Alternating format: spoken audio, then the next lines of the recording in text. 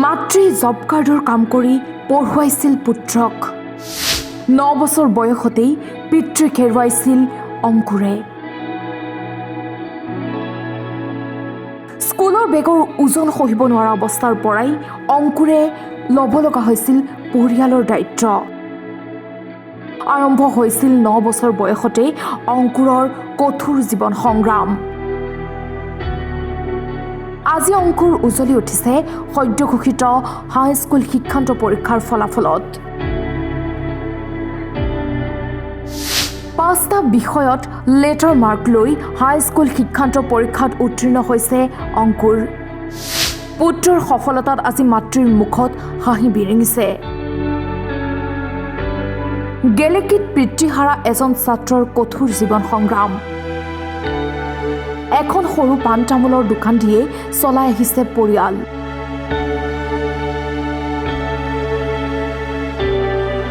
মাত্ৰ 9 বছৰ বয়সতে পিতৃক হেৰুৱাই কৰিব লগা হৈছে কঠোৰ জীৱন সংগ্ৰাম।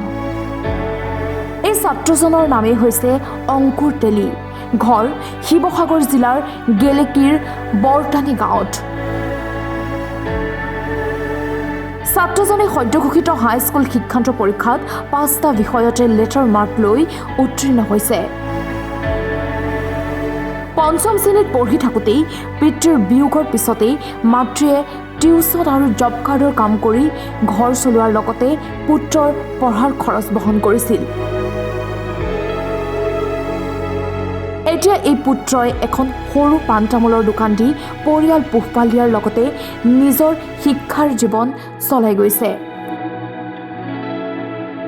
স্কুল ছুটিৰ পিছতেই অংকুৰে দৈনিক গেলেকীৰ চাৰিআলিৰ এই সৰু দোকানখনতেই পাণ তামোল বিক্ৰী কৰি পৰিয়াল পোহপাল দি আহিছে।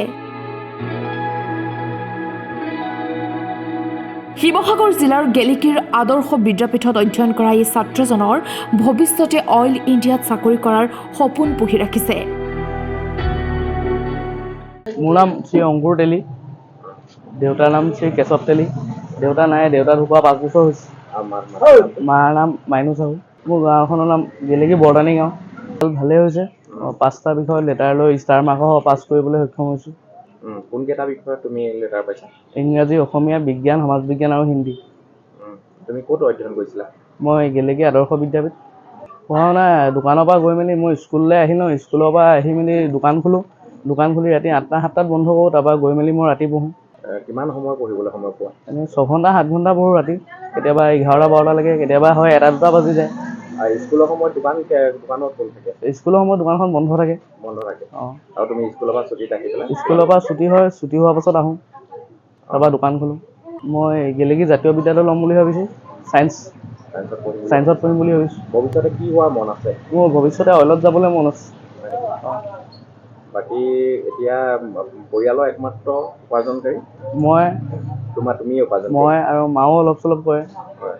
তেনেকেই চলি আছোঁ। কোন কোন আছেগে পৰিয়ালত? পৰিয়ালৰ মই আছোঁ, মা আছে, ভণ্টি এজনী আছে, আইতা। ভণ্টিজনীও পঢ়ি আছে নেকি? ভণ্টি পঢ়ি আছে 5ত এবাৰ। 5ত পঢ়ি আছে। অঁ। তাৰমানে তাইৰো দায়িত্ব তুমি ল'বলগীয়া? অঁ, হয়। যদি আমাৰ চৰকাৰে সহায় কৰে, যিহেতু মই এতিয়া ছায়েন্সত ল'বলৈ গৈছোঁ, যথেষ্ট ব্যয় হ'ব। যদি চৰকাৰে অলপ অৰ্থ দি সহায় কৰে তেতিয়া ভাল হ'ব। মানে আগন্তক তেতিয়া ভালকৈ পঢ়িবলৈ মন এটা আছে, ভালকৈ পঢ়িব পাৰিম তেতিয়া। নমস্কাৰ, মোৰ নাম শ্ৰীমতী মাইনু চাহু। আপোনাৰ ল'ৰাটোৰ নামটো? ল'ৰাটোৰ নাম অংকুৰ তেলী। হয়। সি বহুত কষ্টকৈ পঢ়িছিলে। ৰাতিপুৱা স্কুললৈ গৈছিলে, আকৌ আহি পেলাই আকৌ 2টা বজাত স্কুল ছুটী হয়। আকৌ দোকানলৈ যায়, দোকানৰ পৰা 8টা বজাত আহে। 8টা বজাত আহি সি আকৌ ৰাতি পঢ়ে। পৰীক্ষাৰ সময়ত যথেষ্ট কষ্ট কৰিছিলে সি। 2টা বজালৈকে পঢ়ে মানে সি 9 বছৰ থাকোঁতে ঢুকাইছে দেউতা। মই ল'ৰাটোক মানে কৈছিলোঁ যে মানুহৰ জীৱনত শিক্ষাই মেইন। যে তুমি ধন টকা পইচা যিমানেই নাথাকক, শিক্ষাই মানুহৰ মেইন। সিমানখিনি তাক বুজাইছিলোঁ আৰু সেইমতে সি ছাৰ বাইদেউহঁতেও বহুত উৎসাহ দিছিলে স্কুলত। আৰু সেইমতে সি কথাবোৰ মই যিখিনি কৈছিলোঁ সেইখিনি সি মানিছিলে। আৰু সেইমতে সিও মানে বহু কষ্ট কৰি আৰু পঢ়িছিলে সি। এতিয়া ঘৰখনৰ একমাত্ৰ উপাৰ্জন কৰি আপোনাৰ ল'ৰাটোৱে, নহয় জানো? হয়, সিও কৰে আৰু ময়ো সৰু ল'ৰা ছোৱালীখিনি টিউচন কৰোঁ। আৰু খেতি এবিঘামান আছে। কোনে কৰে খেতি?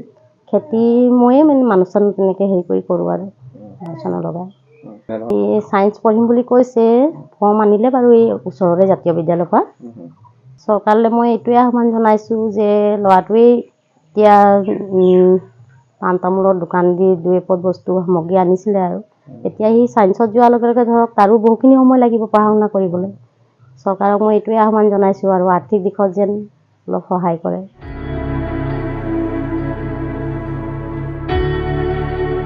আমগুৰিৰ পৰা জিয়াৰুদ্দিন আহমেদৰ ৰিপৰ্ট টাইম 8।